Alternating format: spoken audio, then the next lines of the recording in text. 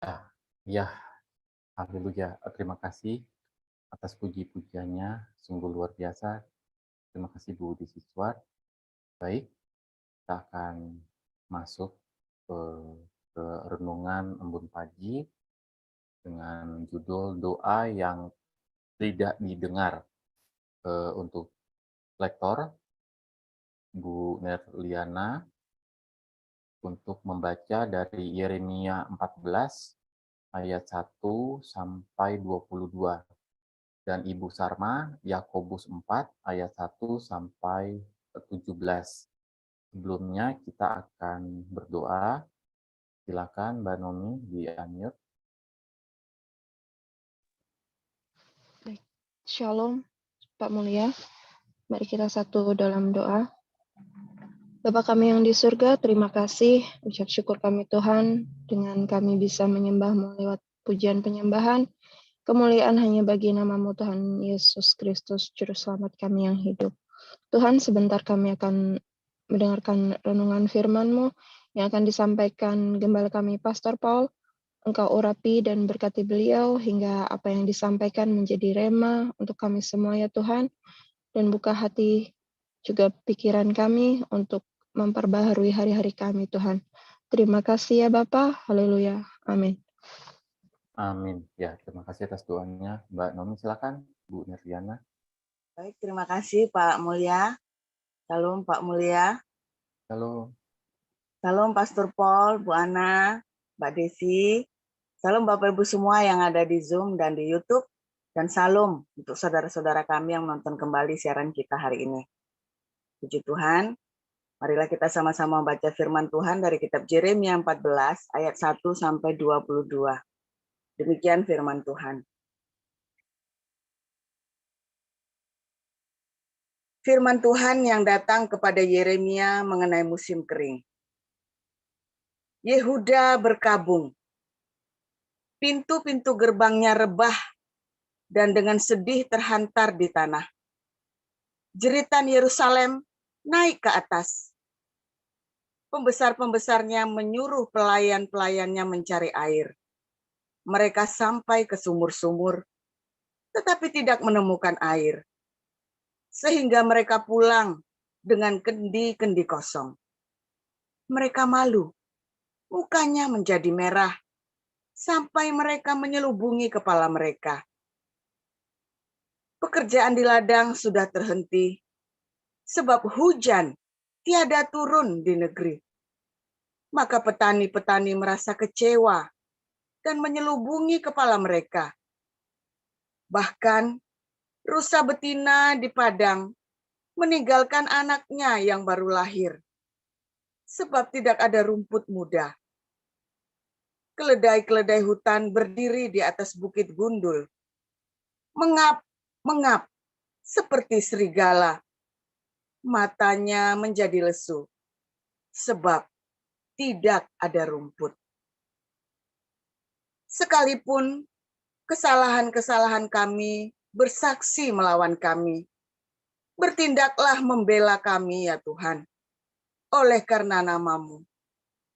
Sebab banyak kemurtatan kami telah berdosa kepadamu. Ya, pengharapan Israel, penolongnya di waktu kesusahan.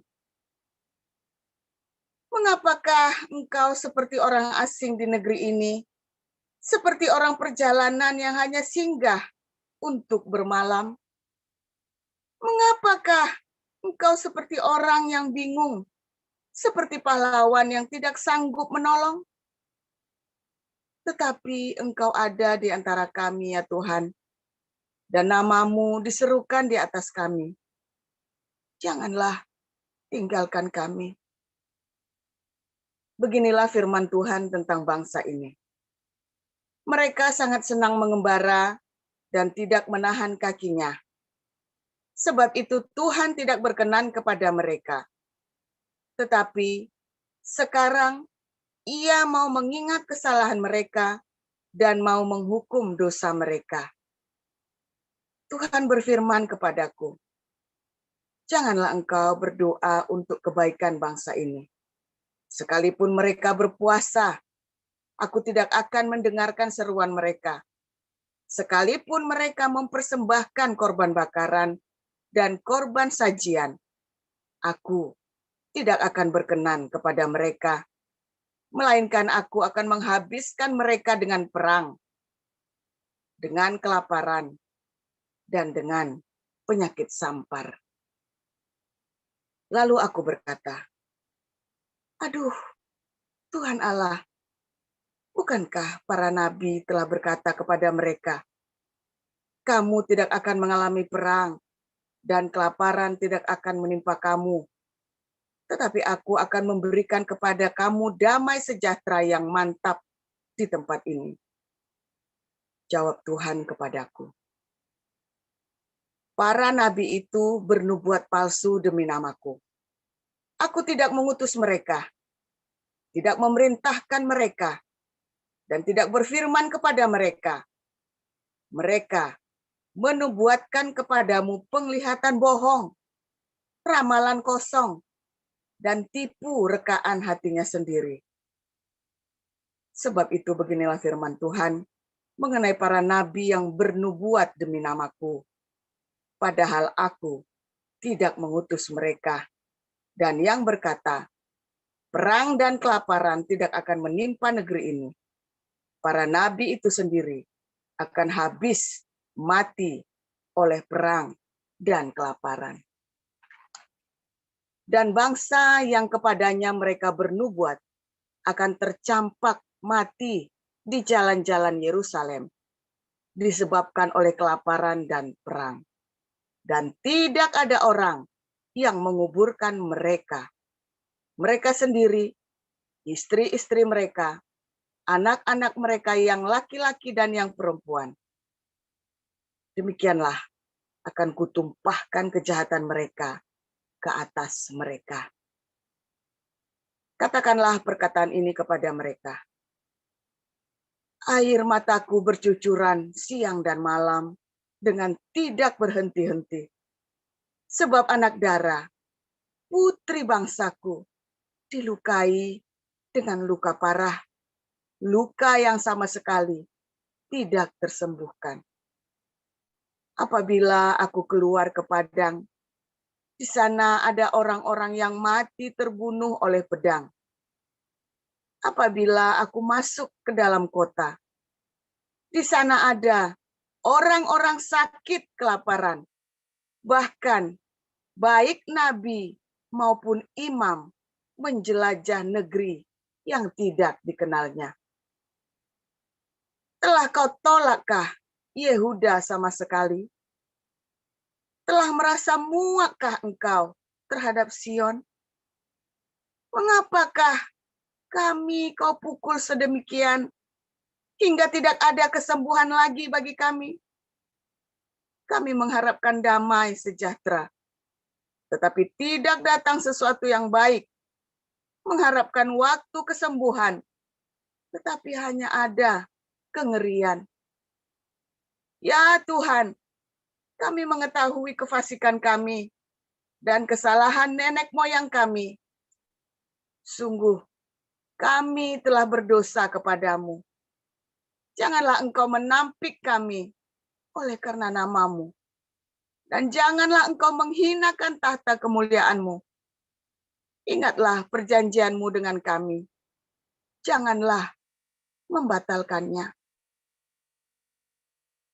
Adakah yang dapat menurunkan hujan di antara dewa, kesia-siaan bangsa-bangsa itu?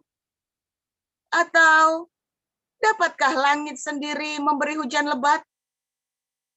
Bukankah hanya engkau saja, ya Tuhan, Allah kami, pengharapan kami, yang membuat semuanya itu? Demikian. Ya, terima kasih Bu Nirdiana. Selanjutnya Yakobus 4 ayat 1 sampai 17. Pak Apeng, silakan Pak.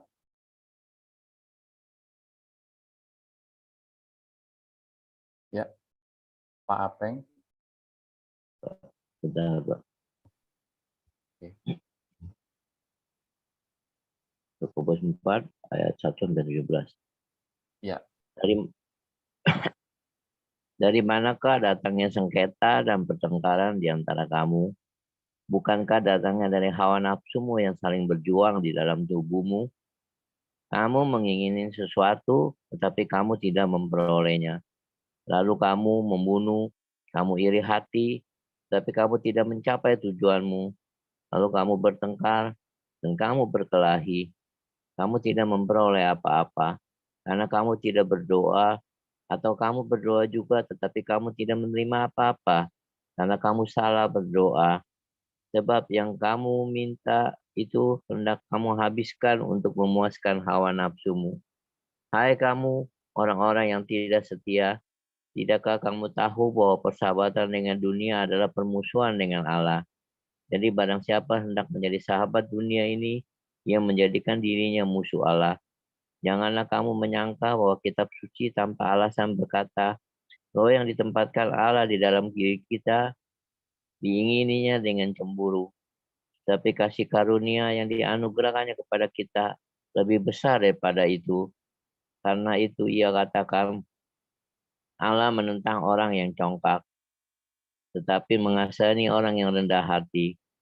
Karena itu tunduklah kepada Allah dan lawanlah iblis, maka ia akan lari daripadamu. Mendekatlah kepada Allah dan ia akan mendekat kepadamu. Tahirkanlah tanganmu, hai kamu orang-orang berdosa, dan sucikanlah hatimu, hai kamu yang mendua hati. Sadarilah kemalanganmu, berduka cita dan merataplah. Hendaklah tertawamu kamu ganti dengan ratap, dan sukacita dengan duka cita. Hendakkanlah dirimu di hadapan Tuhan, dan ia akan meninggikan kamu. Saudara-saudaraku, janganlah kamu saling memfitnah. Barang siapa memfitnah saudaranya atau menghakiminya, ia mencela hukum dan menghakiminya. Dan jika engkau menghakimi hukum, maka engkau bukanlah penurut hukum, tetapi hakimnya. Hanya ada satu pembuat hukum dan hakim, yaitu Dia yang berkuasa menyelamatkan dan membinasakan. Tetapi ke siapakah engkau, sehingga engkau mau menghakimi sesamamu manusia?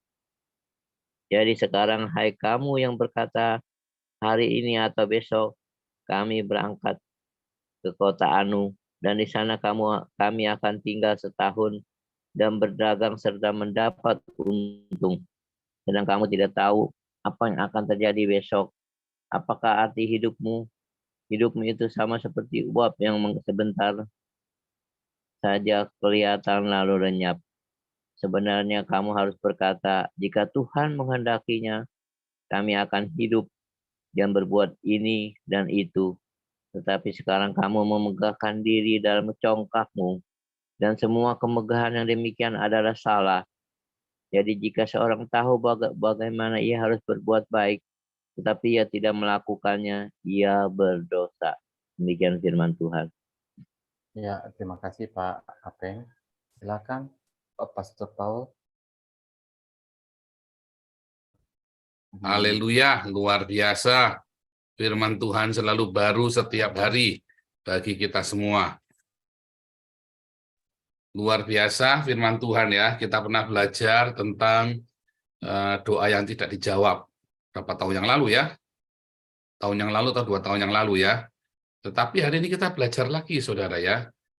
Bagaimana hawa nafsu itu menguasai doamu. Ya. Wah, ngeri saudara ya. Hawa nafsu menguasai doamu. Bagaimana hawa nafsu itu menguasai ibadahmu. Bagaimana hawa nafsu itu menguasai agamamu. Ya, bertahap kita sudah pelan-pelan ya dari satu pengetahuan ke pengetahuan yang lain ya. Bagaimana agama itu bisa dikuasai oleh hawa nafsu seperti Kain dan Habil. Kain membunuh Habil alasan agama, saudara ya. Jadi pembunuhan pertama di dunia ini alasannya karena ibadah, ya, simpel sekali ya, kacau sekali, simpel sekali. Pembunuhan pertama di dunia ini bukan karena uang, bukan karena perempuan, bukan karena bukan karena perempuan, bukan karena uang, ya, tapi karena ibadah malah ya, bukan karena kekuasaan juga kan, bukan karena harta tahta wanita itu ya, tapi karena ibadah. Pembunuhan pertama kali karena agama, goblok banget itu ya. Kadang-kadang kalau dipikir-pikir, memang orang-orang beragama ini tolol dan bodoh ya. Pembunuhan di seluruh dunia, rata-rata, gitu, pembunuhan massal di dunia ini disebabkan karena agama, saudara. Ya, perang antar suku, perang antar negara itu, ya begitu didasari agama, wah itu mereka akan membantai dengan gegap gempita, dengan semangat. Karena rasa takut matinya itu nggak takut mati, mereka kan langsung masuk ke surga kan. Membunuh karena agama kan begitu, saudara ya. Mereka jadi, tapi kalau membunuh karena kekuasaan, membunuh karena harta benda, itu ada batasnya, saudara. Oke, stop. Selama terjadi barter. Begitu agama, enggak, saudara. Lampiaskan sementoknya, saudara ya. Bilang basmi, genosida, saudara. Nah, ini juga sama, saudara ya. Ketika agama sudah dikuasai hawa nafsu, ibadah dikuasai hawa nafsu, maka doa-doamu pun akan dikuasai hawa nafsu. Banyak orang-orang yang beragama, orang-orang datang ke gereja, ya kemudian dia berdoa, dia pikir doanya, ya pendeta kan ngajari ada tiga Tuhan menjawab doa. Satu adalah tidak, Tuhan tidak mau menjawab doamu. Kedua adalah nanti. Yang ketiga adalah ya dijawab sesuai dengan keinginanmu. Begitu kan? Tapi saya kasih tahu saudara ya, firman Tuhan selalu berkata, kalau kamu hidup di dalam kasih dan rema itu tinggal di dalammu, minta apa saja pasti dikasih. Jadi bukan kata tidak, tunggu, dan nanti. Enggak ada, saudara ya. Jawabannya selalu adalah iya. Kalau kita hidupnya di dalam cinta agape dan di dalam rema, Tuhan memberikan kuasa itu kepadamu, saudara. Tuhan memberikan kuasa kepadamu karena Dia tahu yang kamu doakan akan sesuai dengan apa yang Bapa mau. Yang kita doakan akan sesuai dengan apa yang Tuhan Yesus mau. Kalau kita konsisten hidupnya di dalam cinta dan di dalam rema. Nggak mungkin meleset doanya itu, saudara. Tetapi bila kita tidak tinggal tetap di dalam cintanya dan tinggal di dalam rema, maka kita akan, rema itu kan Roh Kudus, kita sudah belajar lagi kan, bahwa rema itu adalah Roh Kudus itu sendiri. Kalau kita tidak hidup di dalam roh, maka kita di dalam daging. Maka semua doa-doa kita adalah doa yang kedagingan. Pak, tapi kan doanya minta supaya kota dimenangkan. Belum tentu hatimu benar-benar minta kota dimenangkan. Kamu mintanya kotanya jadi Kristen. Iya kan? Bukan supaya minta supaya kota itu dimenangkan bagi Yesus sehingga seluruh kota itu penuh dengan cinta. Lalu kamu hidup sendiri, kamu aja hidup yang nggak penuh dengan cinta. Gereja berdoa, Tuhan menangkan kota kami, Tuhan menangkan bangsa kami. Bullshit, saudara. Bullshit, gerejanya sedang diakonia kok. Iya kan? Bohong bener. Itu dia tidak berdoa dengan cinta, saudara. Wah, lawatan Tuhan, wow, berbondong-bondong orang ke gereja ini, lawatan Tuhan terjadi. Apakah kota itu dimenangkan? Enggak, itu bisnis gereja. Kamu buka warung yang menyediakan makanan paling lezat, yang laku. Anda buka toko yang barangnya bagus, ya laku. Pelayanannya bagus, ya laku. Wah, beda tipis, ya saudara. Beda tipis, ya kan? Itulah doa-doa yang dipenuhi dengan hawa nafsu. Ketika kita minta jiwa-jiwa dimenangkan, apakah kita minta jiwa yang dimenangkan bagi Yesus? Supaya mereka penuh dengan cinta, supaya kita mengerjakan kerajaan Allah? Atau kita minta supaya Kristen organisasi bertambah besar? Lalu Anda mulai sisipkan orang-orang di dalam politik. Ya kan? Anda mulai, berpolitik praktis. Kita harus cerdik seperti ular, bro. Nggak taunya bukan Anda cerdik seperti ular, memang Anda lah ularnya kan. Tapi Allah saya kan cerdik seperti ular. Loh, merpatinya udah disembelih kemarin, bro. Nah, ini kita cerdik dulu seperti kita jadi ular dulu. Merpatinya kita kemarin sudah disembelih di Lamongan kemarin kan. Iya kan? Ngomongnya cerdik seperti ular. Bro, jangan tulus seperti merpati saja, bro. Nanti disembelih. Iya, disembelih, sekarang tinggal ular yang berkeliaran soalnya di gereja. Dia sisipkan ya politik praktisi dalam gereja. Jadilah itu ya, terima duit dari Anies Baswedan itu. Pusing, saudara. Karena ketika gereja berdoa, ya, berdoanya itu supaya organisasinya yang berjaya, supaya organisasi Kristen yang berjaya. Dan definisinya adalah ketika banyak orang datang ke gereja. Lalu orang datang ke gereja, definisi kota yang dimenangkan apa? Coba lihat yang di kota apa yang di Amerika yang ini, Asbury. Revival Asbury, ngantri sampai 8 jam masuk ke gereja. Buat apa ngantri 8 jam ke gereja? Bodoh amat, ini orang tolol minta ampun, saudara. Mengapa tidak minta ya gereja itu keluar, lalu kasih makan orang-orang Amerika yang kelaparan, lalu mereka sediakan berbagai macam yang diperlukan oleh dunia ini, menjawab kebutuhan dunia ini. Tapi mereka lebih senang ngantri 8 jam, itu namanya revival. Bohong, saudara, Anda sedang ditipu. Revival apa? Toronto Blessing, apalagi Pensacola, itu Anda sedang ditipu, saudara. Kapan-kapan saya akan bikin risetnya, bikin jurnalnya, saudara ya. Saya ke sana ya. Nah, ini saya selesaikan dulu satu-satu ya. Ternyata kosong. Sekarang Toronto itu sudah nggak ada isinya, saudara. Apa yang terjadi gereja? Apakah gereja itu memberkati kota itu, saudara? Apakah kemudian orang-orang yang yatim piatu kemudian dipelihara gereja? Apa kemudian gereja Toronto itu punya panti asuhan? Apa kemudian gereja Toronto, oh bro, kita punya talenta masing-masing? Bohong, saudara. Itu yang namanya Anda berdoa dengan hawa nafsu, saudara.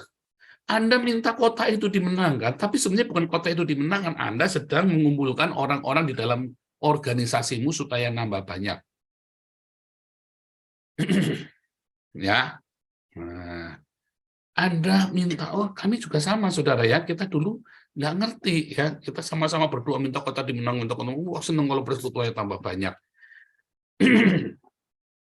Identik ya namanya revival itu kita ngelihat ya namanya kita nggak ngerti, kita ternyata dimanfaatkan oleh organisasi-organisasi gereja untuk menghimpun kolekte, saudara. Lalu ketika ada 7 masa perpuluhan, orang-orang yang miskin komplain sama kami, oh kita marahin sekali, oh kamu harus bayar perpuluhan, nanti kamu terkutuk nanti. Tanpa kita berpikir dia sendiri belum bayar sekolah, saudara. Ya, dia punya adik 5 belum bayar sekolah semua. Tapi gereja nuntut bayar perpuluhan, pokoknya kalau nggak perpuluhan masuk neraka. Kita masih polos ya, mati pelajar. Siapa ya udah kita urunan, kita yang bayarin sekolahnya dia. Kita goblok juga ya. Suruh bayar sekolahnya, bayar perpuluhannya ke sana, kita yang urunan bayarin bayarin sekolahnya dia. Kan kadang-kadang itu ya tadi ya. Nah, itu dogma.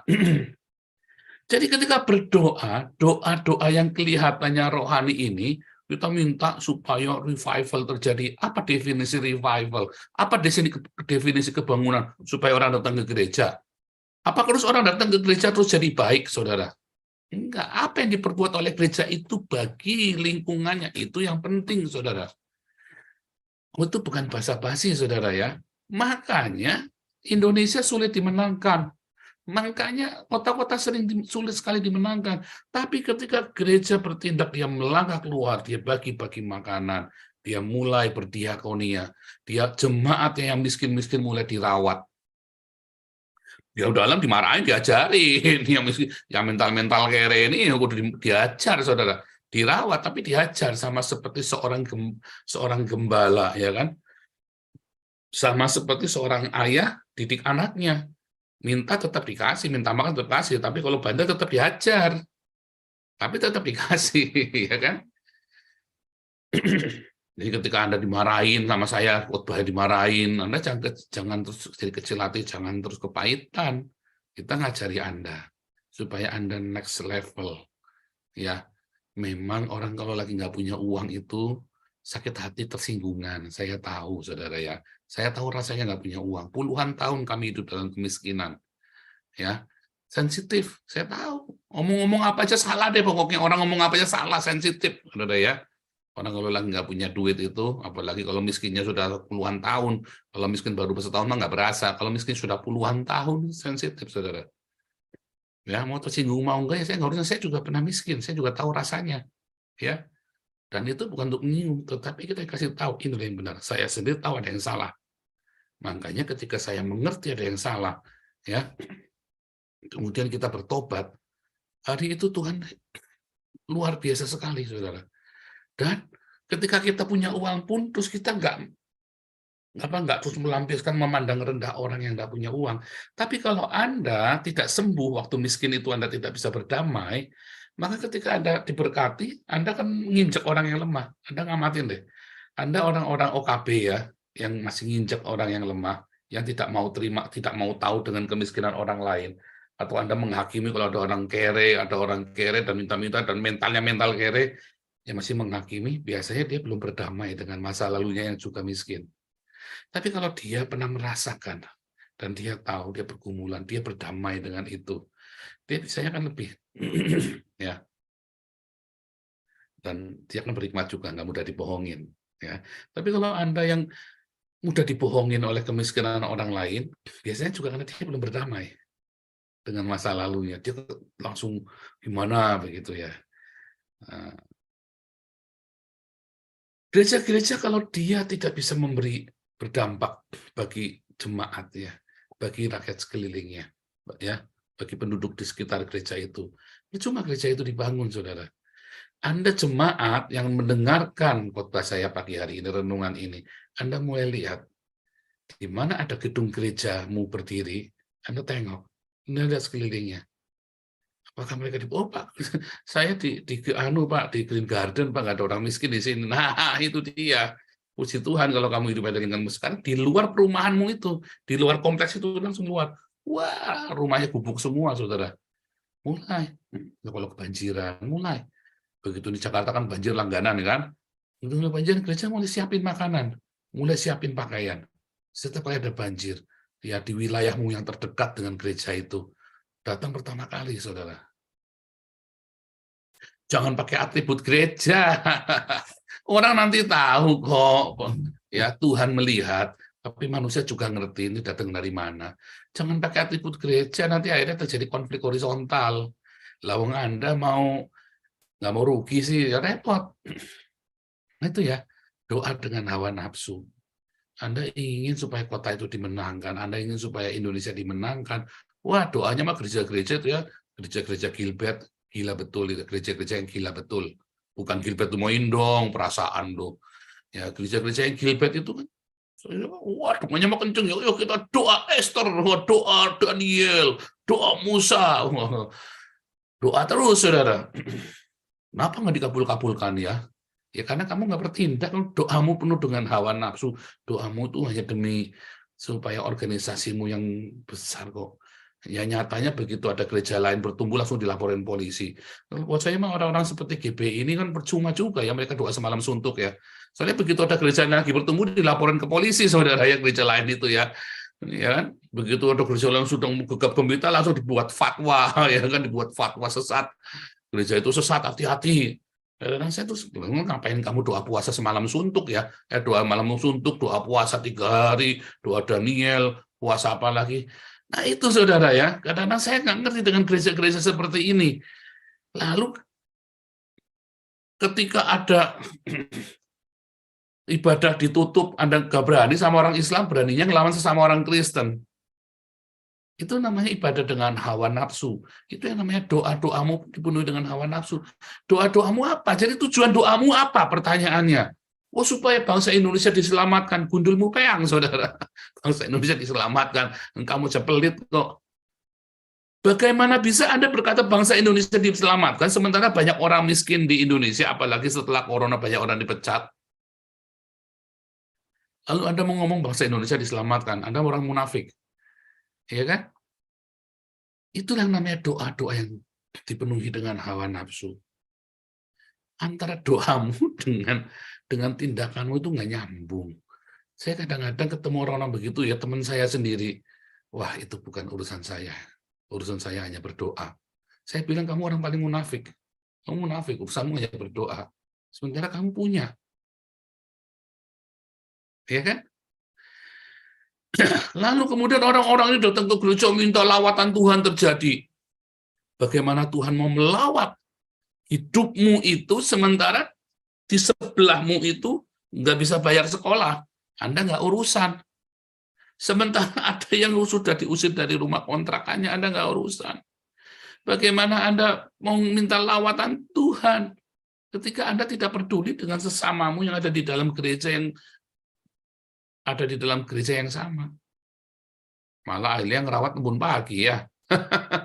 Kadang-kadang saya kagak ngerti juga. Sempat ada email WhatsApp ke saya pokoknya saya serahkan sudah ke Hagios kebun pagi.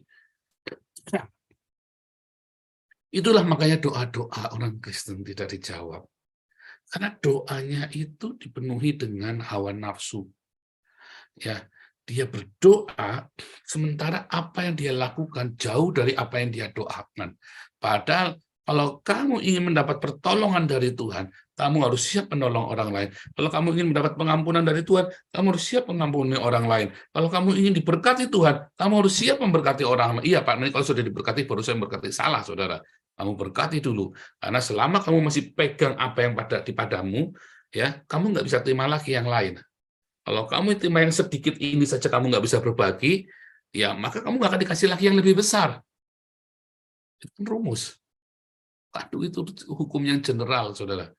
Anda diberi gaji 10 juta. Jangan 10 juta kegedean, 4 juta. 4 juta saja Anda tidak bisa berbagi. Bagaimana Tuhan mau tambahkan berkatmu itu lagi, saudara. Yang 4 juta ini saja, sedikit ini Anda nggak mau berbagi. Ya cuma sedikit, Pak. Belum tentu kamu dikasih 10 juta, kamu akan berbagi. Selalu rumusnya, ya, setia dalam perkara yang kecil. Tuhan kasih perkara yang besar. Kalau kamu dikasih 4 juta di dalam 1 bulan dalam hidupmu, kasih 4 juta, periukmu itu 4 juta rupiah. Artinya Tuhan suruh kamu memanage yang 4 juta ini supaya cukup untukmu dan cukup untuk sesamamu. Begitu kamu bisa memanage, maka Tuhan kasih kamu lebih besar lagi. Tuhan kasih 8 juta. Kalau kamu bisa memanage 8 juta, cukup untukmu dan cukup untuk sesamamu. Tuhan kasih lebih lagi. Kalau kamu bisa memanage, Tuhan akan kasih berkat yang lebih lagi. Itu adalah rumus kerajaan Allah. Ya, rumus kerajaan Allah, dan itu dipakai oleh dunia ini, dia ngerti. Ya kan? Namanya kapasitas. Integritasmu, kredibilitasmu, kapasitasmu ditambah. Kapabilitasmu, kalau kamu punya integritas dan kredibilitas, kapabilitasmu akan ditambah, saudara. Itu yang terjadi. Tapi kalau kamu diperbesar kapabilitasnya, sementara kamu tidak punya integritas dan kredibilitas, hancur hidupmu, saudara. Hancur. Nah, itu yang namanya semua doamu dipakai untuk memuaskan segala hawa nafsumu, saudara. Apa yang saudara sedang doakan hari ini? Apa yang hari ini saudara doakan? Nggak bisa bayar kontrakan? Mulailah menabur. Bukan kasih uang ke gereja, salah, menabur, saudara. Hari ini apa masalahmu, saudara? Anda sedang terancam cerai dengan suami atau istrimu? Belajarlah mengampuni. Siapa saja, lepaskan pengampunan. Ya, mungkin itu harus cerai, tetapi jaga pengampunan. Nanti akan ada pemulihan. Masalahnya banyak orang tidak bisa melepaskan pengampunan. Ya, dan dia tidak bisa untuk terlalu memberi dan memberi. Dia selalu take and give. Padahal hukum Tuhan bukan take and give, saudara. Hukum Tuhan itu memberi dan memberi. Iya kan? Apa yang sedang kau alami? Sakit penyakit kah? Kalau kita sedang mengalami sakit penyakit, itu tandanya Tuhan ajari kita untuk merendahkan diri. Ya, untuk tidak menghakimi orang lain. Untuk kita belajar, kita pun penuh dengan banyak kekurangan. Berhentilah menghakimi orang yang sakit-sakit, ya, yang bolak-balik sakit. Stop menghakimi, saudara. Ya, nanti kapan-kapan kita lihat ya dosa dan penghukuman Tuhan. Kapan-kapan nanti kalau pas koinonia kita belajar itu ya dosa dan penghukumannya. Berpola, saudara ya. Ada polanya, saudara. Orang-orang yang bolak-balik sakit, nanti dia sakit, anaknya sakit, ibunya sakit. Itu biasanya dia orang-orang yang suka menghakimi, suka melihat dunia itu hitam putih, lalu kalau enggak sesuai dengan ininya dia hakimi. Dan biasanya orang yang sakit-sakitan terus, saudara ya. Penuh dengan sakit-sakitan. Apa yang kau hadapi hari ini, saudara? Itu saatnya untuk duduk, bermeditasi sama Tuhan. Tuhan, aku harus apa nih, Tuhan? Buka hatimu, saudara. Ya, dari mulai memberi, ya, jangan pelit memberi. Karena orang kikir itu tidak masuk kerajaan surga. Diakonia dalam materi. Dari mulai diakonia materi, dari mulai Anda mulai belajar untuk tidak menghakimi orang lain. Belajar untuk mengampuni. Belajar untuk tidak bergelimang harta, tidak bergaya hidup mewah. Ya, belajar untuk merendahkan diri. Belajar untuk hidup di dalam kesucian, dalam kekudusan. Orang yang jatuh bangun, ya, yang bolak-balik bangkrut, biasanya dia ada perzinahan atau percabulan dalam hidupnya. Ya kan? Anda memaksa, Tuhan minta saya diberkati, minta Tuhan, Anda meminta-minta sama Tuhan, kenapa Tuhan tidak kasih? Gampang, simpel sekali, saudara. Karena kamu doanya untuk memuaskan hawa nafsu. Tuhan mau karakter itu diberesin. Ya, kayak hampir tiap bulan itu bisa ada fitnahan baru. Kenapa ada fitnahan baru? Karena mau diberkati baru. Tuhan mau supaya karakter saya naik, karakter saya terus diubahkan tiap bulan. Setiap respon-respon terhadap caci maki, terhadap fitnahan, terhadap kabar-kabar yang buruk tentang saya, terhadap apapun, saudara, terhadap hal yang tidak menyenangkan, Tuhan mau karakter saya dirubah. Tuhan tidak mau ketika memberkati saya, lalu saya hancur karena berkat itu. Karakter itu harus dirubah. Berkat itu bukan karena hawa nafsu. Berkat itu karena apa? Karena saya hidup di dalam kerendahan hati dan di dalam cinta yang melimpah. Sehingga berkat itu layak dipercayakan untuk saya kelola. Bukan untuk saya miliki. Oh, beda ya, saudara ya. Bukan untuk saya miliki, bukan untuk poses. Ya, karena di mana posesmu banyak, orang kaya ya, Matius 19 ayat 23, orang yang posesnya banyak susah masuk kerajaan sorga. Nanti akhirnya kita jadi pendeta Gilbert, gila betul. Ya, bukan Gilbert Tumoindong ya. Jadi pendeta Gilbert, saudara. Ingat-ingat, saudara ya.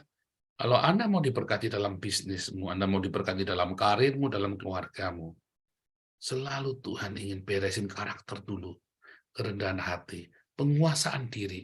Mengapa itu harus terjadi? Karena balik dosa pertama itu karena manusia tidak bisa menguasai dirinya.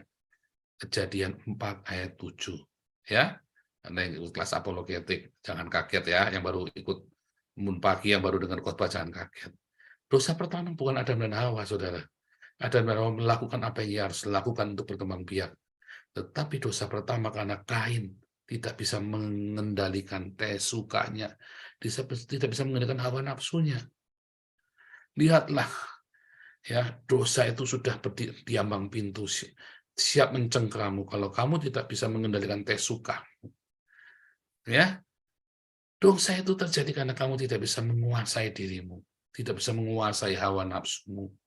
Makanya doanya nggak dijawab karena itu doa orang berdosa. Kalau kamu ingin barang mewah Tuhan, ya, bukan Tuhan yang ngabulkan, itu setan yang kasih, saudara, kalau sampai kecapean, saudara. Wah, saudara, puji Tuhan, saya sudah lama berdoa supaya saya punya Porsche. Tuhan baik, saudara. Saya diberi Tuhan Porsche warna merah. Saya kasih tahu bukan Tuhan yang kasih, itu setan yang kasih supaya kamu masuk neraka. Ya, saudara ya. Wah, saudara, saya sudah lama pengen gaun yang indah, maha indah ini, saudara. Saya berdoa, Tuhan, saya harus punya gaun ini. Proses itu, saudara, ketika dikabulkan, itu bukan Tuhan yang kasih. Kamu harus berdoanya apa? Jauhkankah kami dari yang jahat. Itu setan yang kasih. Karena suara Tuhan selalu apa? Selalu untuk memberi, berbagi. Itu, saudara ya, sampai ya bukan hawa nafsumu. Pengen nggak pengen, saudara. Tetapi bukan yang mewah. Ada barang bagus, senang nggak senang, tapi bukan yang mewah. Ada harus mengukur, ya, mengukur hidupmu, mengukur gaya hidupmu, berapa yang harus kamu tabur. Jangan gajimu 10 juta, naburnya cuma 500.000, pelit, saudara. Yang bener aja loh. Jangan, saudara ya. Makanya Tuhan kasih batasan apa 10% itu loh, diajari di perjanjian lama. Kata angka 10 itu adalah angka psikologis. Ya. Artinya kamu jangan angka psikologis. Kemudian meningkat jadi angka 20. Ya kan? lalu akhirnya separuh, akhirnya seluruhnya, saudara. Ya 10, 20, separuh, dan seluruhnya. Ya, oh saya dulu Bu Siji mengajar ini juga belum ya, nanti ya kapan-kapan ini tumbuh dulu ya pelan-pelan ya, nanti saya ajarin macam-macam juga percuma kalau Anda nggak nanggap ya. Maka dari itu saudara, pagi hari ini, coba kita cek lagi doa-doa kita sebelum berdoa. Adakah cinta di hatimu? Adakah rema Tuhan di hatimu? Mulailah berdoa. Pasti Tuhan kabulkan. Tuhan Yesus memberkati.